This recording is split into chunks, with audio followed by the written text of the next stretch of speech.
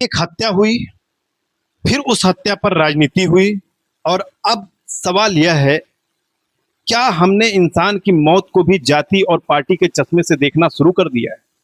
गोरखपुर के सिकरीगंज में पंडित शिव कुमार तिवारी की जिस निर्मम तरीके से हत्या हुई, वह सिर्फ एक आपराधिक घटना नहीं है। आज के सामने एक खड़ा एक बहुत बड़ा सवाल है। आखिर इस पुरानी रंजिश इतनी बड़ी कैसे हो गई कि पहले हमला हुआ और फिर अस्पताल ले जाते समय रास्ता रोककर तलवार से हमला कर दिया गया। लेकिन इस कहानी का एक दूसरा पहलू भी है और शायद उससे भी ज्यादा चिंताजनक है। हत्या के बाद सामने आया हमारा राजनीतिक और सामाजिक व्यवहार। पहले घटना को समझिए। उपलब्ध जानकारी के अनुसार इस मामले में मुख्य आरोपी राहुल चौधरी समेत 8 आरोपियों को गिरफ्तार किया गया है। आरोपियों के खिलाफ एनएसए के तहत कार्रवाई की जा रही है। लापरवाही के आरोप में सिकरीगंज थाना प्रभारी अंजुल चतुर्वेदी को लाइन हाजिर किया जा चुका है और गांव में तनाव को देखते हुए पुलिस बल भी तैनात किया गया। इसलिए यह कहना कि घटना के बाद सरकार ने कोई कार्रवाई नहीं की, उपलब्ध जानकारी के अनुसार यह बिल्कुल सही नहीं होगा। लेकिन इसका मतलब यह भी नहीं है कि सरकार से सवाल नहीं पूछा जाना चाहिए। सरकार से सवाल पूछा जाना चाहिए, क्योंकि पुलिस की कार्रवाई हत्या के बाद शुरू होती है। अब जरा राजनीति की तरफ आइए। पूर्व सांसद और समाजवादी पार्टी के नेता कुशल तिवारी ने इस हत्या की कड़ी निंदा की है। उन्होंने साफ कहा है कि ऐसी जघन्य हत्या की निंदा होनी चाहिए और अपराधियों के खिलाफ कठोर कार्रवाई होनी चाहिए। और यही बात सबसे महत्वपूर्ण भी है, क्योंकि अगर कोई इंसान किसी हत्या के खिलाफ इसलिए खड़ा होता है क्योंकि उसे हत्या गलत लगती है, तो यही असली सामाजिक जिम्मेदारी भी है। लेकिन सवाल यह है कि क्या यही नैतिकता हर जगह और हर मामले में दिखाई देती है? क्योंकि इस बस्ती से जो तस्वीर सामने आ रही है वह इस सवाल को और भी गंभीर बना देती है। बस्ती में समाजवादी पार्टी के सांसद राम प्रसाद चौधरी हैं, उनके सामने द्विवेदी जी हैं, बड़े नेता। और इसी राजनीतिक क्षेत्र में सोशल मीडिया पर ऐसी पोस्ट और प्रतिक्रियाएं सामने आने का दावा किया जा रहा है जिसमें कुछ कथित समाजवादी पार्टी समर्थक सिकरीगंज की इस हत्या को बदले की कार्रवाई या जातीय समर्थन के नजरिए से देखते हुए इसका समर्थन या जश्न मनाते दिखाई दे रहे हैं। अब मैं यहां स्पष्ट कर दूं, किसी सोशल मीडिया पोस्ट या कुछ लोगों की प्रतिक्रिया को मैं पूरे समाजवादी पार्टी संगठन, सांसद राम प्रसाद चौधरी या हर सपा समर्थक का आधिकारिक रवैया बताना सही नहीं मानता हूं। लेकिन अगर वास्तव में राजनीतिक पहचान और जातीय समीकरण के आधार पर किसी की हत्या को सही ठहराया जा रहा है या उसका जश्न मनाया जा रहा है, तो सवाल तो पूछा ही जाएगा। क्या हत्या इसलिए सही हो जाती है क्योंकि आरोपी हमारी जाति का है? क्या हत्या इसलिए बदला बन जाती है क्योंकि मृतक हमारे राजनीतिक विरोधी खेमे से जुड़ा था? और सबसे बड़ा सवाल, अगर यही घटना आपके अपने राजनीतिक समर्थक या आपके अपने परिवार के साथ होती तो क्या आपका नजरिया यही रहता? अब तस्वीर का दूसरा हिस्सा भी देखिए। बस्ती से कुछ ही दूर पर सिद्धार्थनगर है मेरा। वहीं समाजवादी पार्टी से जुड़े कई लोग इसी सिकरीगंज हत्याकांड को लेकर सरकार की कानून व्यवस्था पर गंभीर सवाल उठा रहे हैं। सरकार को घेरा जा रहा है, सरकार को फेल बताया जा रहा है, कानून व्यवस्था को लेकर सवाल उठाए जा रहे हैं, खूब सवाल उठाए जा रहे हैं। और सवाल उठाना बिल्कुल गलत नहीं है, लेकिन यही असली सवाल पैदा होता है।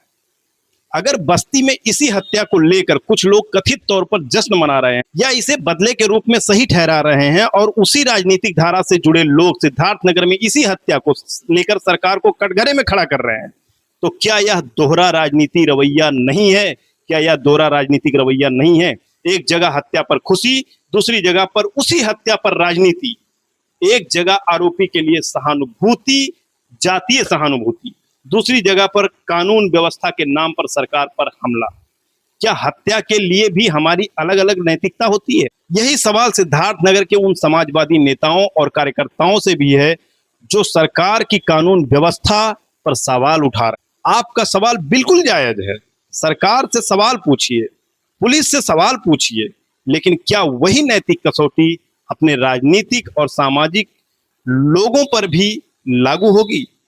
अगर आपका कोई समर्थक किसी हत्या को जाति के नाम पर सही ठहराता है तो क्या आप उसके खिलाफ भी उतनी ही मजबूती से बोलेंगे? अगर कोई कार्यकर्ता किसी इंसान की मौत का जश्न मनाता है तो क्या आप उससे कहेंगे कि नहीं, यह हमारी राजनीति नहीं है, यह हमारे राजनीति की तरीका नहीं है? यही असली परीक्षा होती है, क्योंकि लोकतंत्र में विपक्ष का काम सरकार से सवाल पूछना है, लेकिन समाज में जिम्मेदारी का मतलब यह भी है कि गलत अपने लोग करें तब भी गलत को गलत कहा जाए। अगर किसी ब्राह्मण की हत्या गलत है तो किसी राजपूत की हत्या भी उतनी ही गलत है। अगर किसी चौधरी की हत्या गलत है तो किसी यादव की हत्या भी उतनी ही गलत है। अगर किसी दलित की हत्या गलत है तो किसी मुसलमान की हत्या भी उतनी ही गलत है, क्योंकि इंसान की जिंदगी की कोई जात नहीं होती और हत्या का कोई राजनीतिक दल नहीं होता। यही इस पूरी कहानी का सबसे बड़ा सवाल है। लेकिन अब मैं सरकार से थोड़ा हटकर आपसे एक सवाल पूछना चाहता हूं, क्या हर गलत काम के लिए सिर्फ सरकार जिम्मेदार है? कुछ दिन पहले दिल्ली का एक वीडियो, कुछ घंटे पहले एक वीडियो वायरल हुआ है, मैंने अपने आईडी पे चलाया है। एक व्यक्ति बाइक पर कचरे का डिब्बा बांधकर चल रहा था और सड़क पर कचरा गिराता जा रहा था। कैमरे ने उसे रिकॉर्ड कर लिया। उसको लगा कि कोई नहीं देख रहा है, वो कचरा, उसको लगा कि मैं कचरा सड़क पर फेंक रहा हूं, कोई नहीं देख रहा है। अब दोनों घटनाओं को एक साथ रखकर देखिए। एक तरफ सड़क पर कचरा फेंकने वाला व्यक्ति, दूसरी तरफ हाथ में तलवार लेकर दूसरे इंसान की हत्या करने वाला व्यक्ति, दूसरे इंसान की जान लेने वाला व्यक्ति। दोनों मामलों में सरकार की जिम्मेदारी है, लेकिन क्या दोनों मामलों में जनता की भी कोई जिम्मेदारी है? क्या सरकार कानून बना सकती है, पुलिस कार्रवाई कर सकती है, अपराधी को गिरफ्तार कर सकती है, एनएसए भी लगा सकती है, लेकिन क्या सरकार हमारे घर के अंदर आकर हमारी सोच बदल सकती है? क्या सरकार हमारे अंदर का गुस्सा निकाल सकती है? क्या सरकार हमें यह सिखा सकती है कि छोटी सी रंजिश के लिए तलवार नहीं उठाना चाहिए? क्या सरकार हमारे अंदर से जाति और राजनीति के नाम पर पैदा होने वाली नफरत खत्म कर सकती है? तो इन सब का जवाब है नहीं। सरकार ये सब नहीं कर सकती है। यह काम समाज को खुद करना होगा, और शायद यही बात हमें 15 अगस्त से पहले सबसे ज्यादा समझने की जरूरत है। हम तिरंगा लहराएंगे, हम राष्ट्रगान गाएंगे, देशभक्ति के नारे लगाएंगे, लेकिन खुद से एक सवाल पूछिए, क्या हमने अपने अंदर के रावण को, क्या अपने अंदर के विलेन को मारा है, जलाया है?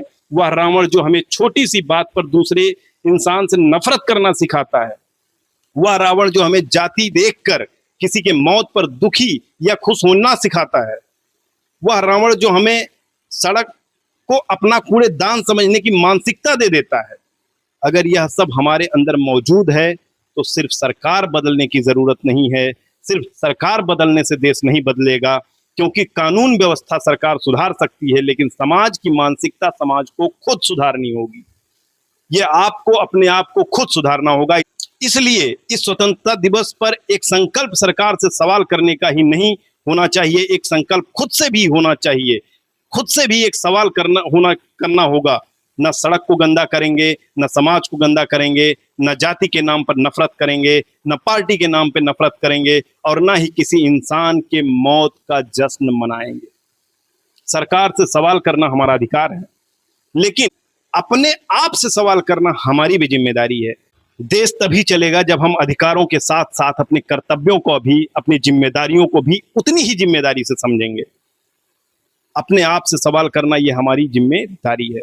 सिकरीगंज में जो भी हुआ उसमें अपराधियों को कठोर से कठोर सजा मिलनी चाहिए, पीड़ित परिवार को न्याय मिलना चाहिए, पुलिस की कार्रवाई की निगरानी होनी चाहिए, और अगर पुलिस की कमी सामने आती है, अगर उनकी लापरवाही सामने आती है तो उस पर भी कार्रवाई होनी चाहिए। लेकिन उससे भी बड़ा काम हमें करना है, ऐसा समाज बनाना है जहां अगली बार किसी शिव कुमार तिवारी की हत्या के बाद हमें यह बहस ही ना करना पड़े कि मृतक किस जाति का था, किस पार्टी का था और अपराधी किसके समर्थक थे, क्योंकि उस दिन हम सच में आगे बढ़ेंगे। जिस दिन इंसान को उसकी जाति, पार्टी और विचारधारा से पहले इंसान समझेंगे, उस दिन हम आगे बढ़ेंगे। सरकार हमें बाहर से सुधार सकती है, लेकिन हमें अंदर से खुद को सुधारना खुद पड़ेगा। अब सवाल आपसे है इन दो तस्वीरों में सरकार कितनी जिम्मेदार है और जनता कितनी?